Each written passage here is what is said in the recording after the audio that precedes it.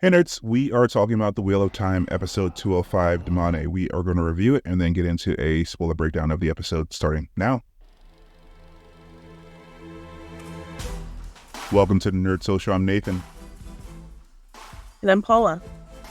Hey, so we didn't start off the season. We missed the first few episodes. You're not going to go back to those episodes, but we'll talk about the whole season at the end of the season. So this is written by Rohit Kumar and it is directed by Maja Vrvilo. The spoiler-free logline for this episode is: Moiraine and Rand flee for their lives. Egwene and Nynaeve encounter a new foe. So, Paula, what did you think of episode 205? A lot of reveals, a lot of surprises, some turns. I mean, overall, it was great. It was a great pace, just kind of give you more understanding as to how things work in different worlds, different kingdoms. So it was good.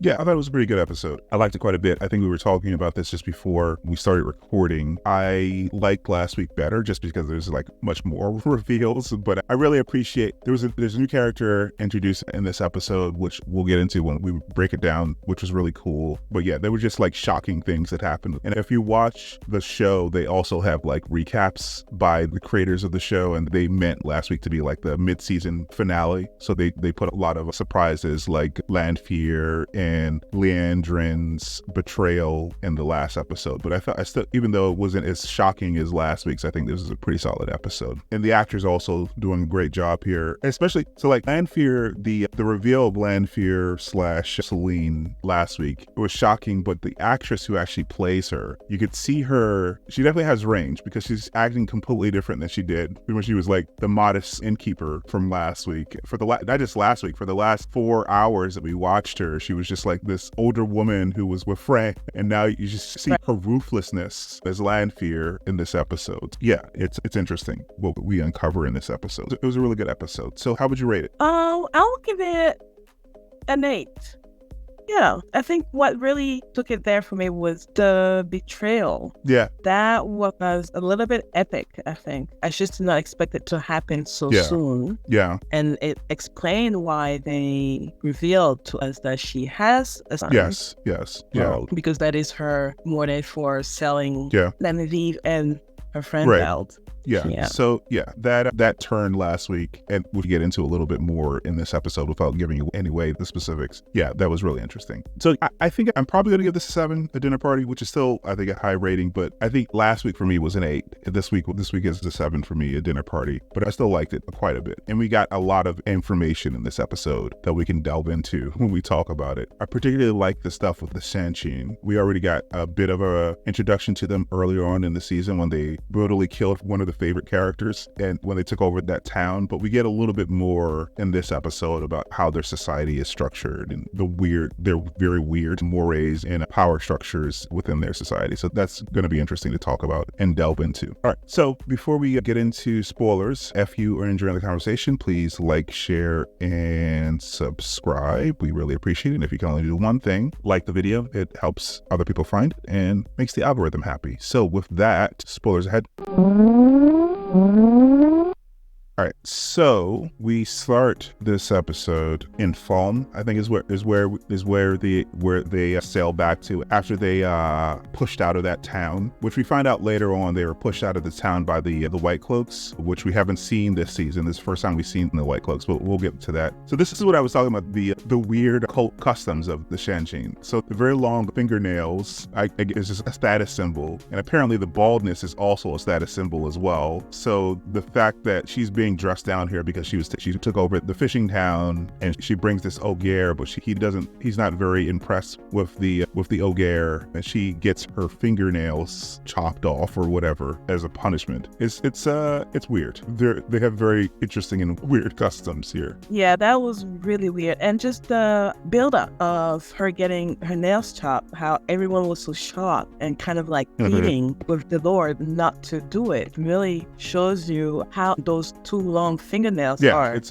a status symbol. Apparently the nails and also the hair. So the higher in status you are, the more bald you are apparently in their society as well. So you'll see her later on without her giant mask. You'll see that she's mostly bald as well. So yeah, it's interesting. It's not only is it like they're long fingernails, but as they grow, it seems like he has like gold over top of the nail as well to show his status in the court. Yeah, you were saying this showed up at the end of the last season. It's a dagger or I believe it's a dagger. It kind of looks like the snake that's in part. See, like down there, we have the symbol for the show. And like right there, it looks like the snake that's coiled around there. I don't know what it is. It's some type of weapon that belonged to the first dragon. I see. Yeah. So that was the teaser. That's how we began, and then we jump to Perrin with this. No, not Perrin. This is them running from Lanfear. So yeah, we found out that she's at the end of last episode that she was a Forsaken, and I think at the end of the last episode as well is when she woke up and we saw her kind of fix herself. So this is what I was talking about earlier on, like how much more brutally she acts and how much disdain she has for humans. Like she later on she like pops this dude's head who was like checking on her or whatever. Like I think the way that Moiraine says it, she's known for her casual cruelty and her ability to get the people under their dream. She's basically Freddy Krueger, I guess. That was interesting. Yeah. And also she mentions that she uses her basically as bait. This woman, it looks like she's saving her. She's like, you should come with us. But no, I guess Moraine's whole point was like, okay, we're gonna run, but I'm gonna use this woman as bait so that she can get killed. Yeah, she's hardcore in this episode. And I'm not sure if you watched the after the show thing. I think the executive producer had a specific conversation with Rosamund Pike and said that, Moiraine is usually like calm and collected, even in like the most dire circumstances, but he wanted her to play it as like panicked, just to show how powerful Lanfear was and how powerful Lanfear was and how much she feared her. So yeah, this is when she pops this dude's head like a pimple. It's pretty brutal. Yeah, I mean, she was so scared that she was willing to essentially sacrifice an innocent woman to get away. Yeah, she ran there, she murdered a horse, and then she used the woman as bait. I forget what this dude's name is with the dreads, but yeah, they have a bit of a falling out here because he wants to go back and save his friends, and he wants him to like separate and be with the wolves, and he decides to go back to the town. I forget what the name of the town is off the top of my head. We have it here.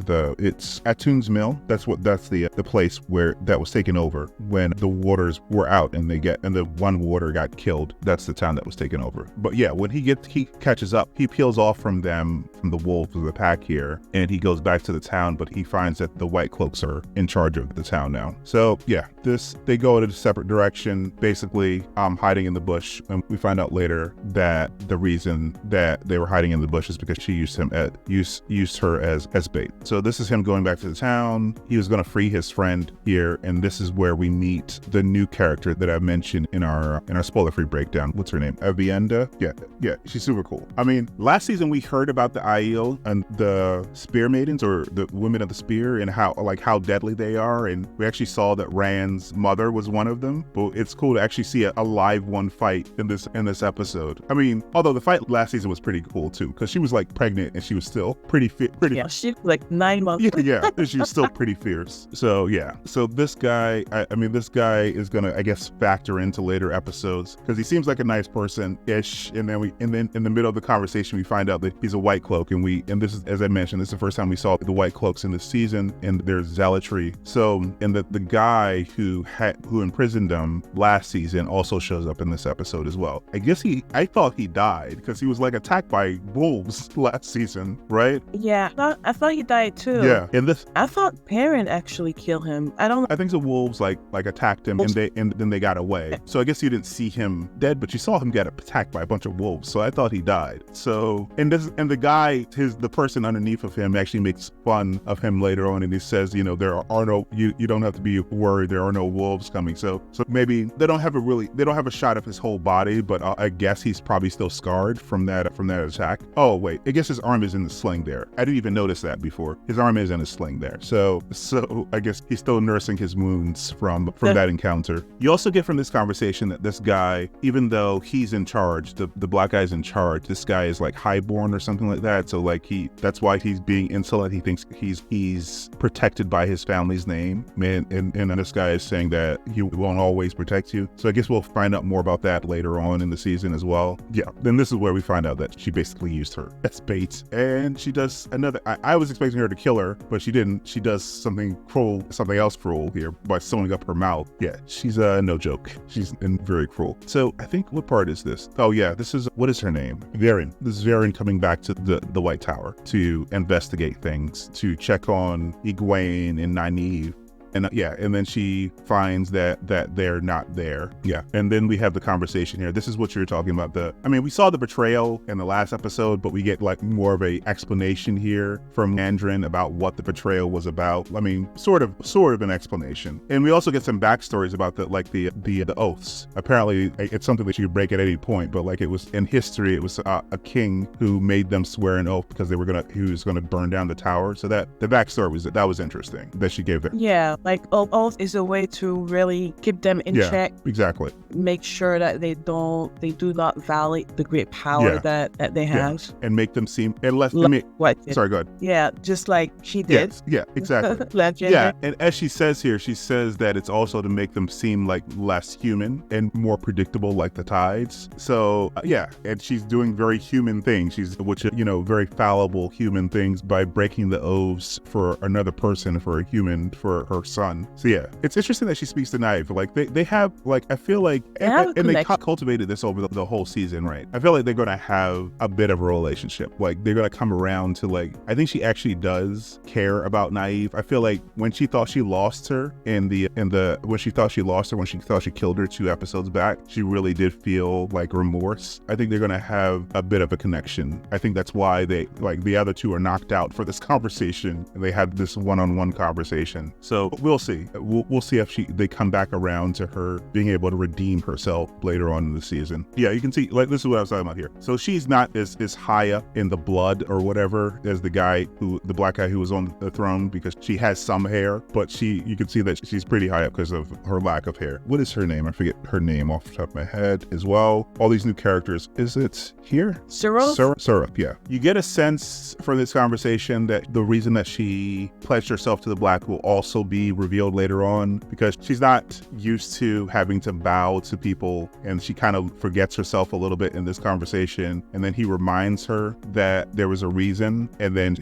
she's like chastened and she apologizes. So I guess, again, that's another thing that we hint at here that I guess we'll hear about later on, why she pledged herself to the Dark One, rather, as a dark friend. What is and then we see her nails that were cut off there. And yeah, this is the fight scene with Aviendha. That was, again, pretty cool. I don't know if it was as cool as Rand's mother while she was pregnant. It was also a little bit more difficult to see this because it was at night, but she does take down like 7 people in this fight.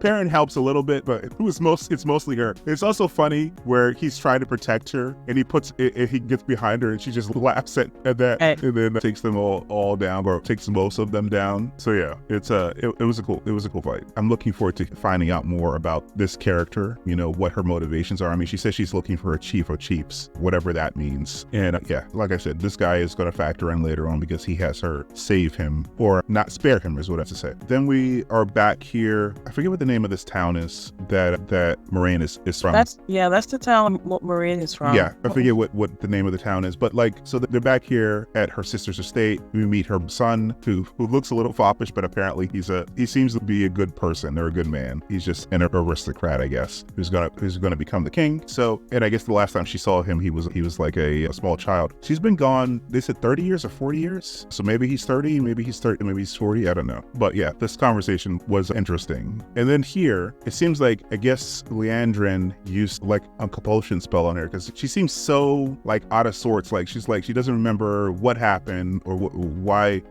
This whole conversation is interesting here with her. She knows that something's wrong in her head, but she doesn't know what it is. It seems like what Verin says later on in the scene, like she seemed like she remembered doing it, but she seems unsure in this conversation. So obviously Liandrin used a compulsion spell on her, and we find that out later. We find that out through the handwriting here, which is shaky. So I guess she was trying to fight against it. I guess that's why it's shaky, is the implication here. But she wasn't able to fight against it, and her memory was wiped. So we're back here in Falme. There's a waygate near Falme, and these women don't seem to like each other at all. And it looks like Liandrin also set them up to get killed.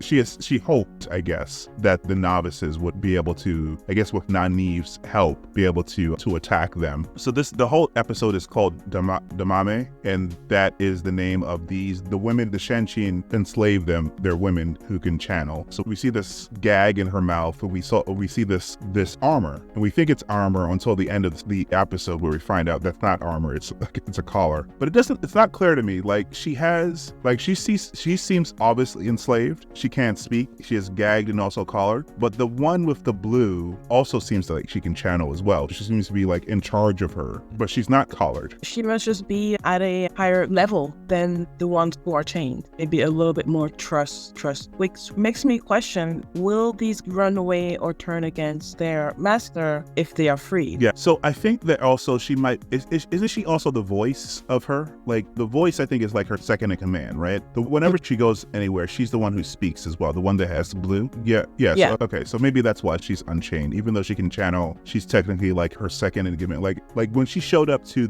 when they showed up to the town, the fishing village, she was the one speaking, right? It wasn't the one. Yeah.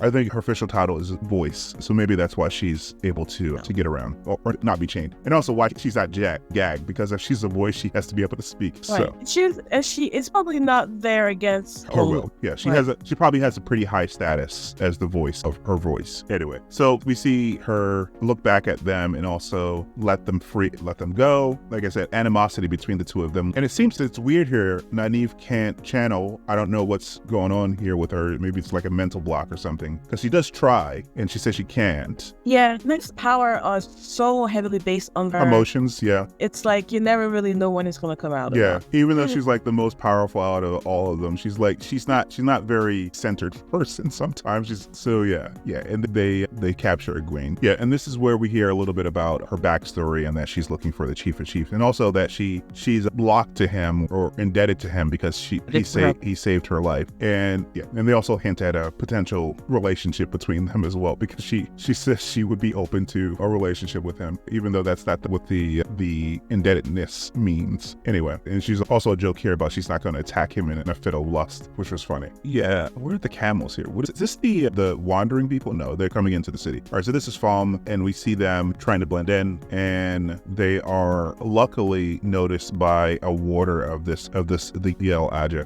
Yeah, so she comes back and she doesn't believe anything that she's saying, basically, because she's been a whole plan laid out. Yeah. Explanation. Yeah, she got the white asparagus and everything. She's like, you can only get the white asparagus from there at this time of year. She went there and got the white asparagus and everything. She's like, yeah, that's a nice little story you have there, but she does not believe a word. She does not believe a word that she's saying, because she's always acting suspicious. It's like, she was really nice about. Yeah, and that's not her way. Yeah, it's not her way either. So her not acting suspicious is also suspicious, because she's usually like cutting and like, I came back with food and everything. I'm just thoughtful the way that I'm usually am, always thoughtful and thinking of other people. Yeah, yeah. And then she's like, we got to go and talk to it's urgent. We should really talk. Hurry. Those girls are worth more than gold itself. And she's like, and she just looks back at her like, yeah, no, don't believe a word she's saying. The conversation between her and her sister is also very sweet here, because